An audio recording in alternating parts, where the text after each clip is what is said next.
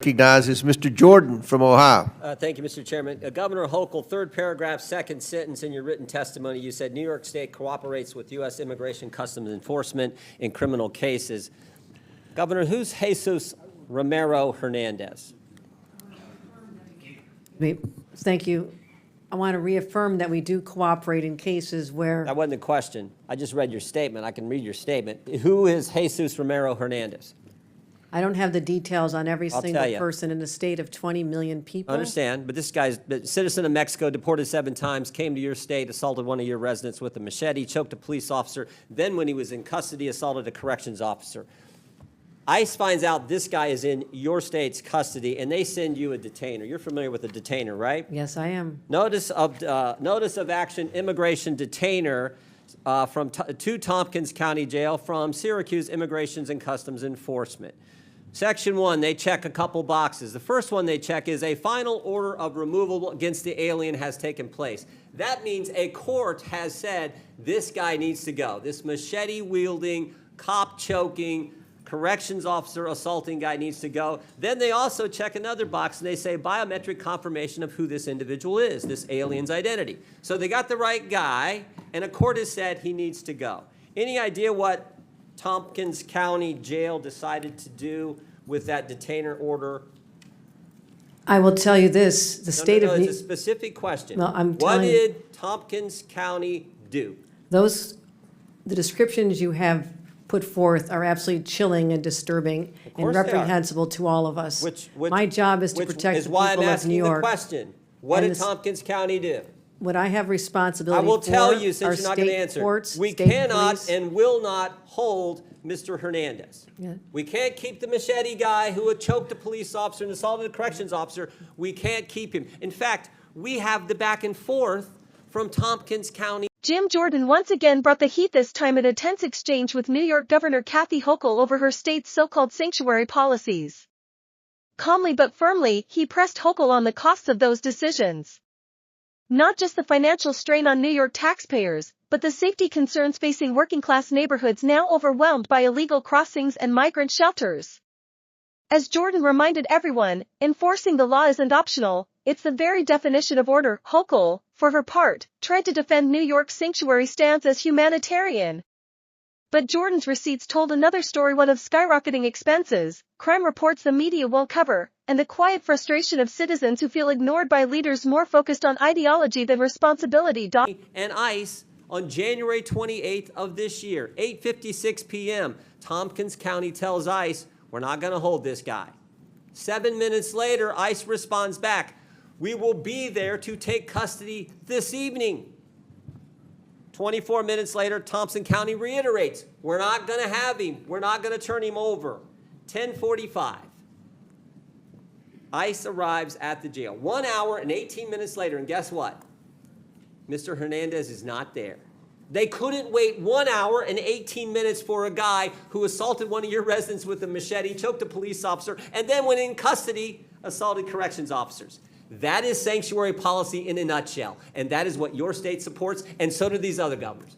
That is what is so wrong, why the American people hate this concept. You're conflating what the state of New York does. Is I control state police and prisons. We have turned over 1,300 people. So you disagree with it? We turn over 1,300 people. Did the sheriff make the wrong call?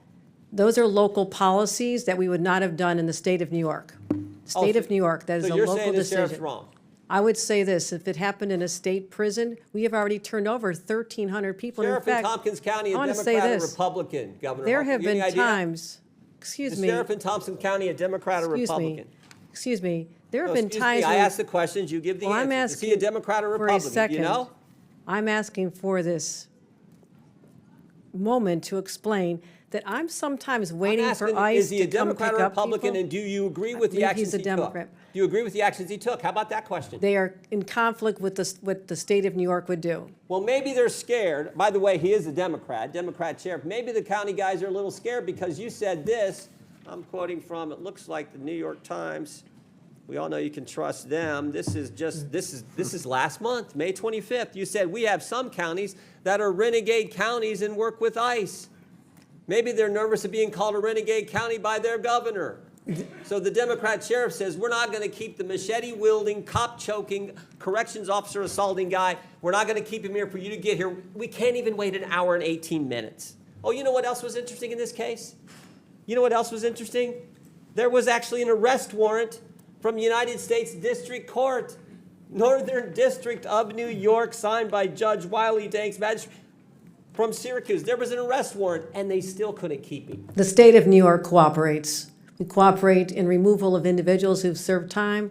We respond to detention. You're confusing, and maybe there's a lesson in civics here that's necessary. Will you say on the record, right here, I got 12 seconds. Will you say on the record, was Tompkins County wrong in the actions they took on January 25th, 2025, when they wouldn't hold the guy for 1 hour and 18 minutes? Those are not the policies that we would have in the state of New York. Those are not the policies we would have in a. Were they wrong? Should they have turned that guy over to ICE? It's a simple question, Governor. That was a horrible situation. The person should not have been out there.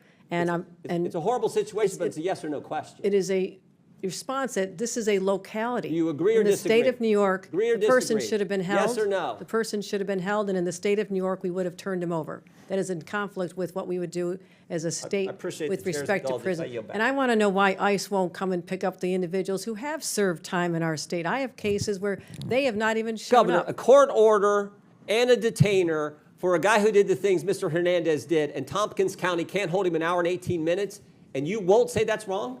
I have said we cooperate when there's a criminal case where someone has committed a crime. We turn them over. This is sanctuary policy in a nutshell. You won't even condemn something that anyone with common sense knows is ridiculous. You're mischaracterizing the laws of the state I had of New the York. facts here. Oh, can I do one other thing, Mr. Chairman? Now he's been rearrested, and guess what? This guy who's now been rearrested, there is imminent danger that this inmate will do injury to himself and to others and presents a threat to safety, security, and good order of the facility, so he's not permitted to leave his cell. So this guy's not even allowed out of his cell, but they let him out on the street a few months ago. That's how ridiculous this is. When he does leave his cell, we go back to his country under our orders for deportation. Chair recognizes Mr. Mfume, and I'll give you an extra minute. Oh, there you go. Thank you. Mr. Chairman, I've got 2 unanimous consent requests that I hope would not count against my time. But on the other are those like Jordan who argue that real compassion starts with protecting your own citizens and maintaining a system that actually works. The truth is, every sovereign nation has a right and a duty to control its borders. That's not cruelty. That's common sense. Yet under sanctuary laws, criminals who should be deported are too often released back into our communities. As Jordan's exchange showed, facts still matter. Data still matters. And the people paying the price are the very ones politicians claim to defend, the American middle class, the police officers stretched thin, and the families wondering why their government won't stand up for them. In the end, the debate over sanctuary policies isn't just about immigration.